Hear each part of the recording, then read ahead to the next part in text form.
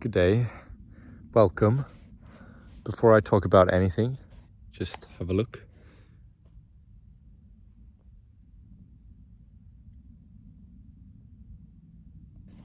Beautiful spot, beautiful spot.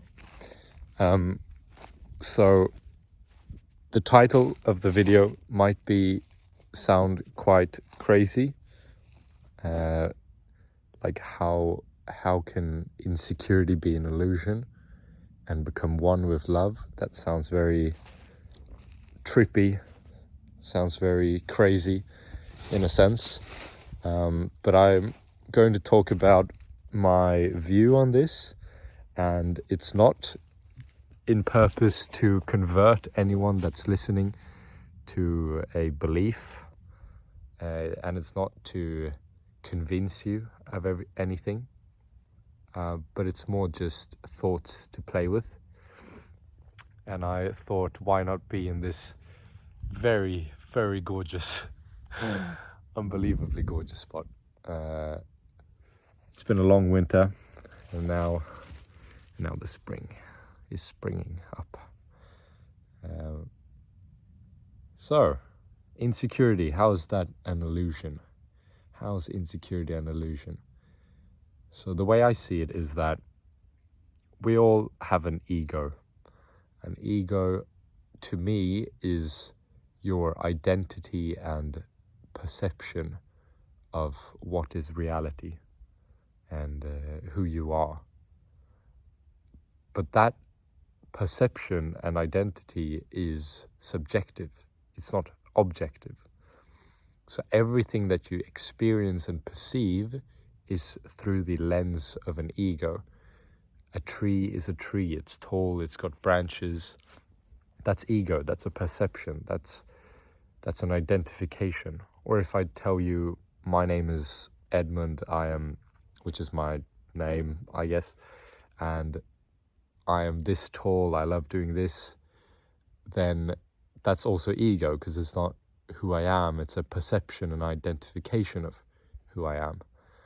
So in that sense, everything that I will say in this video will be through ego, because all that I will be talking about now and playing with is thoughts of perception and identity. So, disclaimer, what I'm saying to you in this video is not the objective truth of the universe. Obviously, it's a subjective reality and perception. But I believe that this perception and identification is paradoxical, and it's not meant to be listened to word for word. It's more meant to help point towards a stillness and presence which is truly who you are. So again, the ego is a perception and identification of reality, and so the ego has a function, and the function the ego has is to protect your identification and perception. So if I say I am good at football, my ego has the function to protect myself so I can keep believing that I'm good at football. So anytime someone is better than me at football, I will see them as a threat. And that is precisely the point, what the ego is trying to do.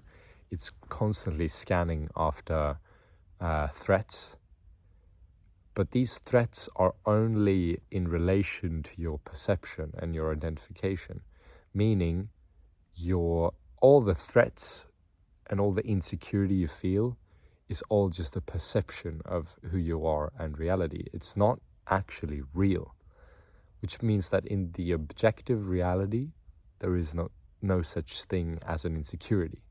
Insecurity can be experienced, but it cannot be real. It is always an abstract of the mind, something that's been made up from your mind to protect its own, again, perception and identification. And if one can come to this realization and actually feel and see through the threats and the insecurities, then I believe that one can merge with love. And that sounds crazy maybe, but this is the way I see it. The way I see it is that if you truly learn to love yourself, like unconditionally, no matter what, you always love yourself. If you can do that, whilst you know that there is no threat, then you can fully embody love. You can fully make your entire perception of reality into love, and you can love everything. And in that sense, you merge with love. You don't become anything else but love. And you can fully commit to that because you know there's no threat, even when it feels like it. Because the ego will fight love. The ego does not want to be engulfed in love because the ego cannot survive in there. So when you are identified with the ego, when you're identified with your perception and identification, then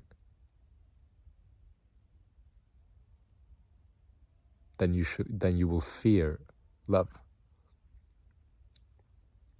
But if you can learn to practice and see through the illusion of perception and identification, then you can truly learn to love yourself. And then comes the question, but who is the self? Like what is it to love the self? And to me, that doesn't really matter who you are. It's just about being and loving that. Loving the isness, loving the spaciousness. And I believe if you can truly open yourself for love for that, then you can be love. And when you become love, when you love yourself, then you become love. And when you become love, you project love. And when you project love, other people pick up on this. And your environment picks up on this. And it becomes a vessel, a pointer to others to love themselves as well. And this is not, I don't believe that there should be any reason to doing this. Like you shouldn't really do this to become an example. I'd say that's an ego thing as well. I'd say doing this is to be done because this is who you are. In my opinion, I'm not trying to tell you who you are in this video, even if it might sound like it. I just believe it's natural. It's natural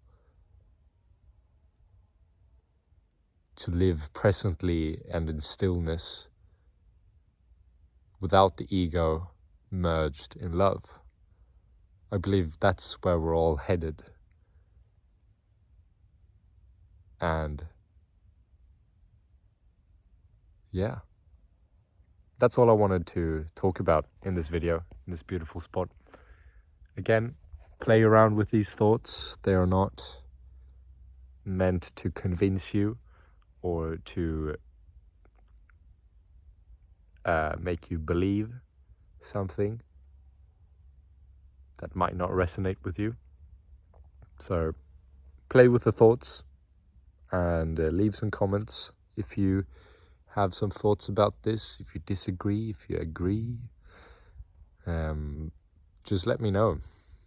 Leave a like, subscribe, donate. No, you don't have to do that. Yeah. See you. Bye-bye. Bye-bye.